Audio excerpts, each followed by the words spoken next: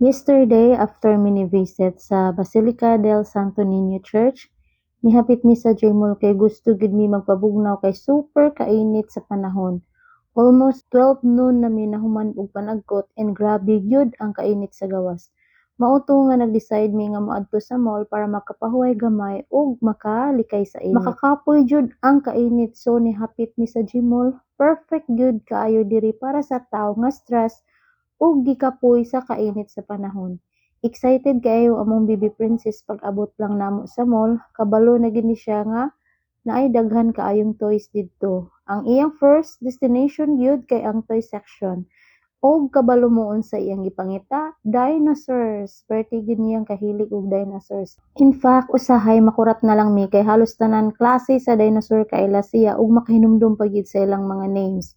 Murag mas daghan pa siyang nahibaw-an nga dinosaur names kaysa namo.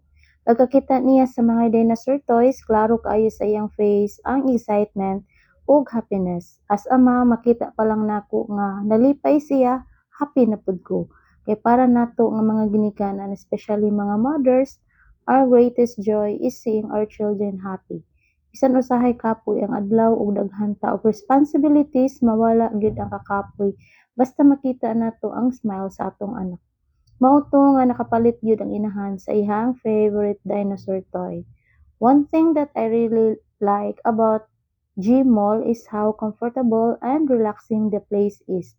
Spacious kaayo ang mall, limpyo kaayo tan-awon, ug nindot gyud ang overall ambience. Dili siya samok ug dili kaayo crowded. So relaxing kaayo maglakaw-lakaw. If you are feeling stressed because of the hot weather, makarelax gyud ka diri kay bugnaw kaayo ang aircon ug peaceful ang environment. Another thing nga akong na-appreciate kaayo kay daghan silang available seats. Dili tanan malls o places nga pwede makalingkod ug makapahulay. Pero diri sa G Mall, almost every floor nagyay makit-an nga lingkuranan. Especially sa lower ground floor near the grocery area, daghan kaayo og sitting spaces. Perfect gyud para sa mga parents na gikapoy na og suroy-suroy ug para sa mga senior citizens nga gusto magpahulay gamay. After namo mapalit ang dinosaur toy ni Princess, nangita mi lingkuranan sa lower ground floor ug didto lang sa mi nagpahulay while waiting for my hubby.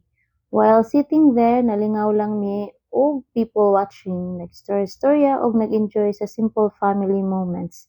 Sometimes dili man kinahanglan og expensive nga lakaw para mahimong happy. Simple moments with family are often the most precious memories nga atong madala forever. Indeed, it was a simple yet memorable day for our family. From offering prayers and thanksgiving at Basilica del Santo Niño to spending quality time together at G Mall. It became another beautiful day filled with gratitude, love, and happiness. These are the moments that remind me how blessed we are and how important it is to appreciate even the simple things in life. Thank you, Señor Santo Niño, for another wonderful day spent with my family. And that's it for today's vlog. See you in my next vlog.